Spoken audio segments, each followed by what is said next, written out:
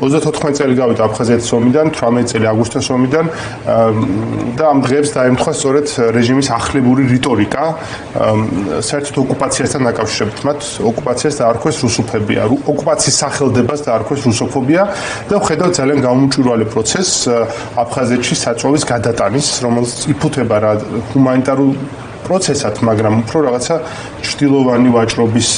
სუნიკი ასდის. როგორ ხედავთ მთელ ამ რიტორიკას, მოქმედებებს ამ აგვისტოს თვეში? ძალიან მძიმე იყო, ვფიქრობ, ყველასთვის,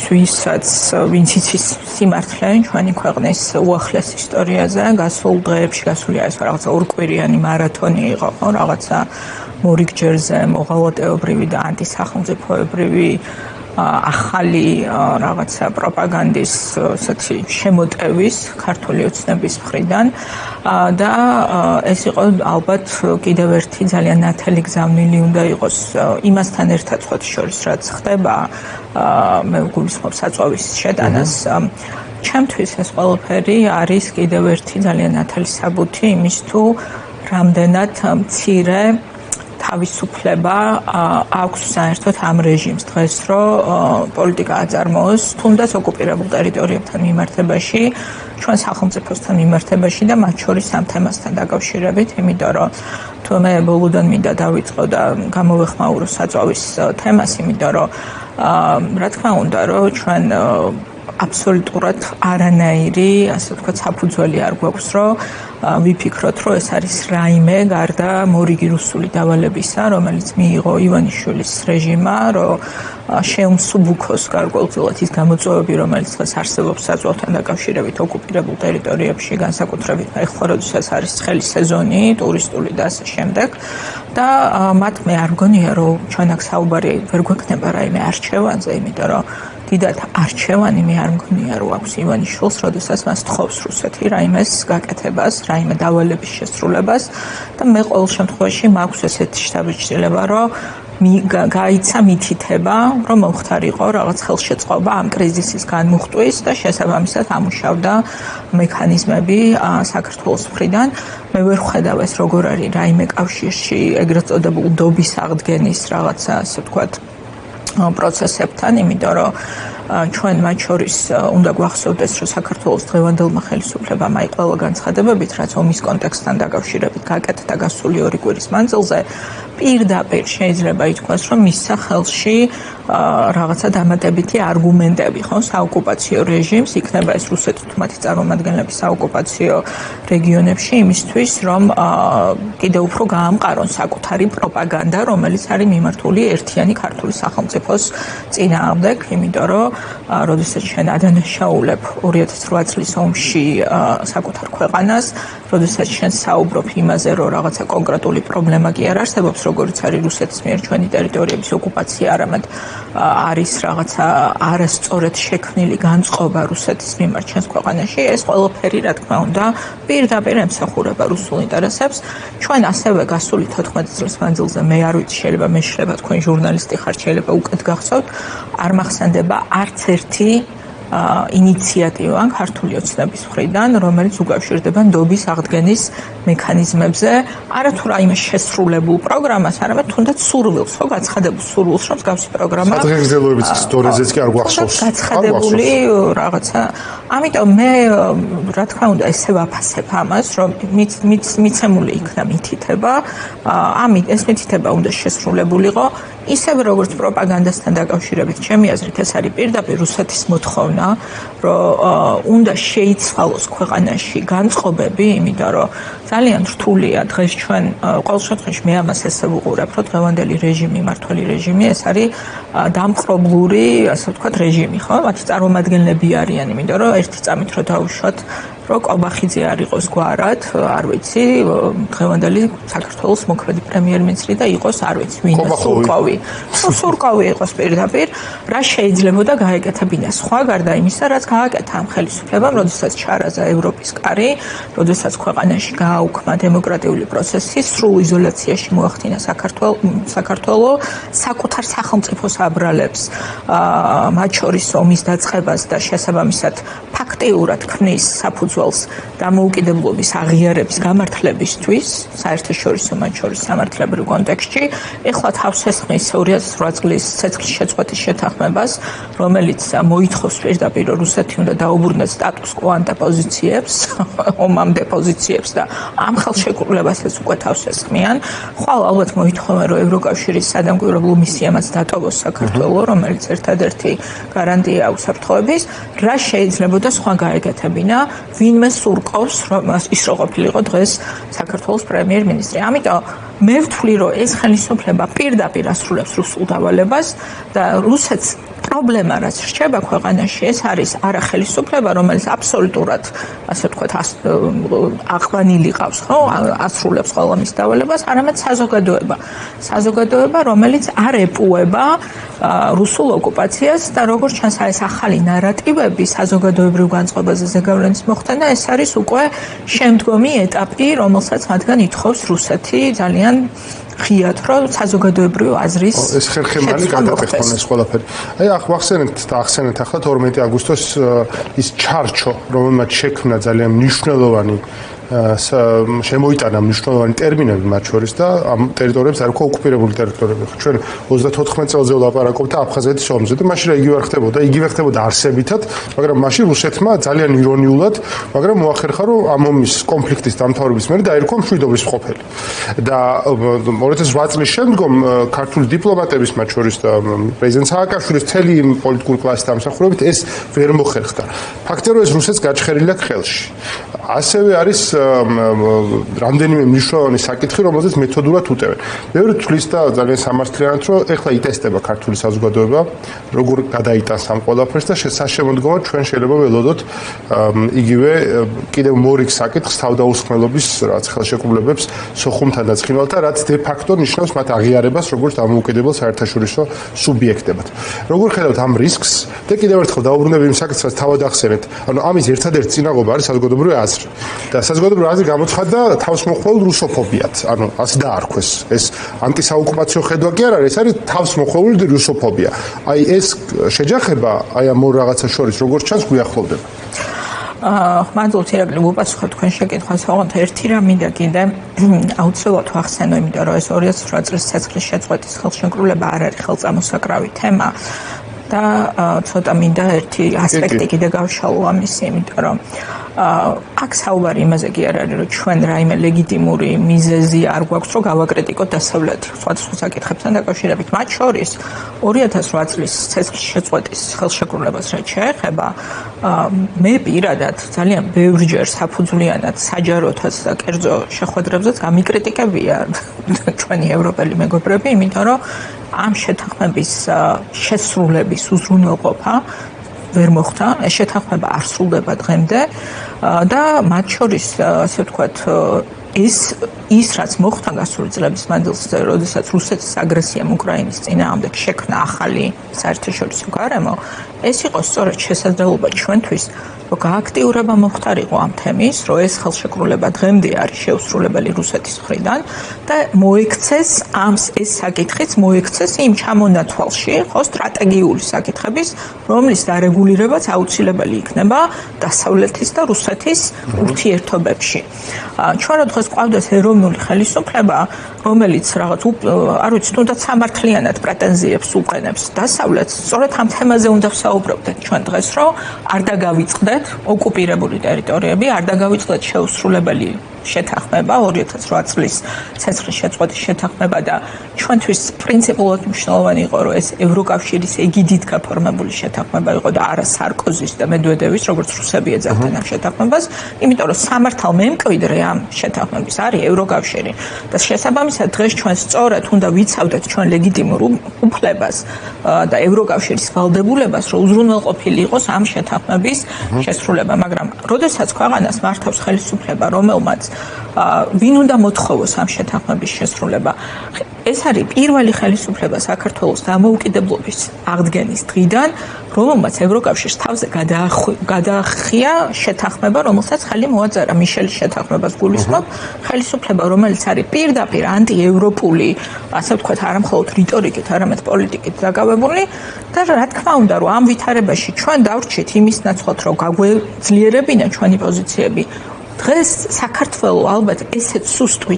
ასე ვთქვათ მოცემულობაში არასდროს არ ყოფილა, შეიძლება იყოს ვთქვათ გასული 35 წლის მანძილზე. ამიტომ თქვენ შეკითხვაზე რომ გადავიდე აქედან, თუ იქნება რაიმე მოთხოვნები მეორე მხრიდან, ვინ დაუპირისპირდება ამ მოთხოვნების შესრულებას და აქვს თუ არა ამ ხელისუფლებას რაიმე საერთოდ რესურსი, სურვილს რო თავი დავანებოთ, რა რესურსი შეიძლება გქონდეს, რომ უარი თქვას ამ მოთხოვნების შესრულებაზე. ეხლა რაც შეეხება ძალის არ გამოყენების ვალდებულებას, ეს ვალდებულება საქართველოს აქვს ორჯერ უკვე აღებული, მათ შორის ერთხელ აიღო საჯაროდ სააკაშვილის გამოსვლაში იქნა ეს გაცხადებული და არა მხოლოდ, მაგრამ ნებისმიერ შეთანხმების გაფორმება, რა თქმა უნდა, დე-ფაქტო მმართველებთან ხო, საოკუპაციო რეჟიმების წარმომადგენლებთან ეს უკვე სხვა სამართლებრივ სიბრტყეში გადავდივართ და ეს არის სწორედ ის, რაც უნდა რუსეთს. ეხლა მე თუ მკითხავთ, აქვს თუ არა ამ ხელისუფლებას რესურსი, რომ დაუპირისპირდეს რუსეთის დაკვეთას და მოთხოვნებს, მე ვერ ვხედავ, რომ ასას რესურსი აქვს და მათ შორის, როდესაც ბევრი ადამიანი ასვავს კითხვას, რაში სჭირდებოდა ქართულ ოცნებას უარი განაცხადებინა ღიად ევროკავშირში გაწევრიანების პროცესზე, ხო, რატო არ აგრძელებდნენ ხალხის მოტყუებას, როგორც ატყუებენ ყველაფერს სხვაში, რომ ჩვენ კი მივსდევთ ევროკავშირის დღის წესრიგს, რატომ მოუწიათ გამოსვლა და თქვა, რომ უარს ამბობენ ევროკავშირში გაწევრიანებაზე მოლაპარაკებების გახსნაზე. მე მგონია, რომ ზუსტად იგივე მიზეზით, რომ ეს არის დაკვეთა რუსეთის და რუსეთის დაკვეთას ისინი დღეს ასრულებენ ყველა დაკვეთას, იმიტომ რომ არანაირი სხვა შესაძლებლობა მათ არ აქვს, იმიტომ რომ ეს არის ხელისუფლება, რომელსაც მიაჩნია, რომ ყველაფერი, მათ შორის სახელმწიფო ინტერესები არაფერს არ წარმოადგენს, არის ერთადერთი ამოცანა, ეს ამოცანა არის ძალაუფლების შენარჩუნება. მათ მიაჩნიათ, რომ ძალაუფლების შენარჩუნება დღეს ეს არის, რომ შენ კრემლში ასე ვთქვათ, იყო მოწონებული შენი, ასე ვთქვათ, პოლიტიკა იყოს მისაღები, რაც ნიშნავს მათი ინსტრუქტაჟის შესრულებას და სანამ ეს ვითარება გაგრძელდება, ჩვენ ცხადია, რომ დგავართ ამ საფრთხის წინაშე, რომ რუსეთის მოთხოვნები გახდეს სულ უფრო თავხედური, მოდი ესე ვთქვათ, და ამ მოთხოვნებს ვერაფერი ვერ დაუპირისპირდეს საქართველოს ხელისუფლების მხრიდან. რაც შეეხება საზოგადოებრივ წინააღმდეგობას, ჩვენ ახლა ერთი რამ უნდა ვაღიაროთ, ხო? ეს უნდა ვაღიაროთ, იმიტომ რომ პოტენციურ საფრთხეებზე როცა ვსაუბრობთ, უნდა ვიცოდეთ, სად ვართ, რა არის ჩვენი მდგომარეობა, ხო? ანუ რამდენად მზად ვართ ამ ყველაფრისთვის. ერთი რამ არის ფაქტი, რომ იმ რეპრესიული კანონმდებლობით და რეპრესიული ზომებით, რომელსაც ატარებს ხელისუფლება ხალხის წინააღმდეგ, მოდი ესე დავარქვათ, ხო, საკუთარი ხალხისთვის გამოცხადებული ომი, რომელიც ივანიშვილი უკვე მეორე წელიწადია ასე აქტიურად, ასე ვთქვათ, აწარმოებს, ამან ცხადია თავისი ზეგავლენა მოახდინა საზოგადოებას. ჩვენ თავი არ უნდა მოვიტყუოთ, იმიტომ რომ ძალიან დიდი განსხვავებაა იმ სამართლებრივ გარემოს შორის, რომელიც იყო 3 წლის წინ სიტყვაზე და რომელიც არის დღეს, თუნდაც პროტესტის გამოხატვას, რაც შეეხება. კრიტიკულ მომენტში, ხო, კრიტიკული მომენტი, როდესაც დადგება, იმიტომ რომ, ეხლა ცხადია, მუდმივად ყველა ვერ იქნება, ასე ვთქვათ, ქუჩაში გამოსული, მუდმივად ყველა ვერ იქნება. წინააღმდეგობა არსად არ გამქრალა. განწყობა არსად არ გამქრალა. კრიტიკულ მომენტში მე ვფიქრობ, რომ დაიტესტება ამ პოლიტიკამ, საკუთარი ხალხის წინააღმდეგ ომის წარმოების პოლიტიკამ, რომელიც ივანიშვილმა ასევე რუსეთის დაკვეთითაც და ინსტრუქციითაც აწარმოა გასული 2 წლის მანძილზე, რა შედეგი გამოიღო, ანუ ბრძოლის უნარიანობა რამდენად შეინარჩუნა საზოგადოებამ და მე ვფიქრობ, რომ დადგება ალბათ, რომ როდესაც ჩვენ მოგვიწევს, ასე ვთქვათ, პასუხის გაცემა ამ კითხვაზე და მე ყოველ შემთხვევაში ვფიქრობ, რომ განწყობა, საბრძოლო განწყობაც, წინააღმდეგობაც, პროტესტიც არათუ არსად არ წასულა, ვფიქრობ, რომ ის იზრდება ყოველდღიურად ამ რეჟიმის წინააღმდეგ და დადგება ის, რომ როდესაც ეს ყველაფერი უნდა ჩვენ, ასე ვთქვათ, ვაქციოთ მოქმედებად და ამ მოქმედებაში უნდა მოხდეს ხალხის ძალის დემონსტრაცია, ოღონდ ამას ყველაფერს სჭირდება ძალიან რაციონალურად მათ შორის მართვა. ჩვენ უნდა გამოვიჩინოთ დიდი პასუხისმგებლობა, იმიტომ რომ მე მგონია, რომ მათ შორის არ უნდა შევქმნათ მე ამ შემთხვევაში გულისხმობ პოლიტიკურ ძალებს, პოლიტიკოსებს არ უნდა შევქმნათ ვითარება, როდესაც აი ამ საზოგადოებას, რომელიც მე დარწმუნებული ვარ, მოიკრიფავს ისევ ძალას ბრძოლისთვის, როცა ამის დრო მოვა, არ შევუქმნათ ფრუსტრაციის, ასე ვთქვათ, უმიზეზო ფრუსტრაციის რაიმე მოცემულობა. ამიტომ ჭკვიანურად გვმართებს მოქმედება, მაგრამ მე დარწმუნებული ვარ, მე ამას ვხედავ, რომ ხალხის განწყობა მიუხედავად იმისა, რომ ეს განწყობა რაღაც ვერ იქნება, ხო, მუდმივად რაღაცა ერთ მაღალ, ასე ვთქვათ, რაღაც დონეზე. ეს განწყობა მათ შორის იმ ვითარების გამო, რომელიც ზოგადად ქვეყანაშია შექმნილი, განწყობა პროტესტის წინააღმდეგობის არსად არ წასულა და დარწმუნებული ვარ, რომ აი კობახიძის უგბანო ანტიქართულმა ისტერიკამ, რომელსაც ჩვენ ორი კვირა ვუსმენთ ჩვენი ქვეყნის ისტორიაში უმძიმესი ისტორიული მოვლენების გახსენების ფონზე, მე დარწმუნებული ვარ, რომ კიდევ უფრო მეტი ადამიანი გააბრაზა. მეც დარწმუნებული ვარ მაგაში. მე მგონია, რომ ამ პროპაგანდის ძალა ხშირად გაზვიადებულია და განსაკუთრებით ბოლო თვეებში ჩანს, რომ მას კლანჭები მოუწვდა და მეტიც გახდა აბსურდული და იმის აბსურდულობა საქართველოს თითქმის ყველა მოქალაქემდე მივიდა. ერთ საკითხი მე აფხაზეთის თემით დავიწყე საუბარი და გუშინ ნიკა გვარამია იყო ჩვენთან სტუმრად, ამ თემაზე ვრცლად ისაუბრა და მე ვფიქრობ, რომ ამ თემაზე ალბათ პოლიტიკოსებმა, პოლიტიკურმა პარტიებმა უფრო მეტი უნდა ისაუბრონ, ალბათ თქვენ მინდა გკითხოთ, იცვლება უსაფრთხოების არქიტექტურა მთელ მსოფლიოში, ყოველ შემთხვევაში ბევრი რამ გაურკვეველია და შავი ზღვის უსაფრთხოების არქიტექტურა მნიშვნელოვნად შეიცვლება ამ ომის დასრულების შედეგად. ამ ყველაფრის ფონზე რამდენად რეალისტურია ამ საკითხის მოგვარება, ამ მნიშვნელოვანი ეს არის მთავარი საკითხი საქართველოს სახელმწიფოებრიობისათვის და როგორ ხედავთ უშუალოდ მოგვარების გზებს ოკუპაციის დასრულების და ოკუპაციის შემდგომ რაც არის ხო ამ ახალი ქართული სახელმწიფოს შექმნის ახალი ქართული სახელმწიფოს შექმნა არასწორი ტერმინია, უფრო სწორად ახალი ქართულ და აფხაზურ ურთიერთობებში ახალი ნაბიჯის გადადგმის მიმართულებით. მადლობა ირაკლი, ჩვენ სხვათა შორის სამწუხაროა ეს, რომ ამ თემაზე ეს თემა თითქოს მოიხსნა ხო რაღაცა პოლიტიკური დღის წესრიგიდან მე ხوار მეჩვენება რომ გასული 14 წლის მანძილზე რაც ეს ხელისუფლება მართავს ჩვენს ქვეყანას ფაქტიურად ერთის მხრივ არ არის არანაირი სახელმწიფო ხედვა კონფლიქტების დარეგულირების მიმართულებით და მეორეს მხრივ ის ერთადერთი გრძელვადიანი, ყოველ შემთხვევაში ჩემი აზრით ეს ერთადერთი გრძელვადიანი, ასე ვთქვათ, გამოსავალი, რაც ჩვენ შეიძლება რომ ამ შემთხვევაში შევთავაზოთ ჩვენს ქვეყანასაც და ჩვენს თანამოქალაქეებსაც ოკუპირებულ ტერიტორიებში,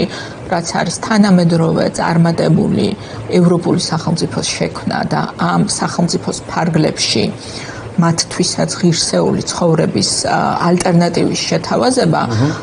ამაზე საუბარიც შეუძლებელი გახდა იმ თვალსაზრისით, რომ გასული 14 წლის მანძილზე საქართველოს სულ უფრო მეტად დაემსგავსა რაღაცა კიდევ უფრო ღარიბ ვერსიას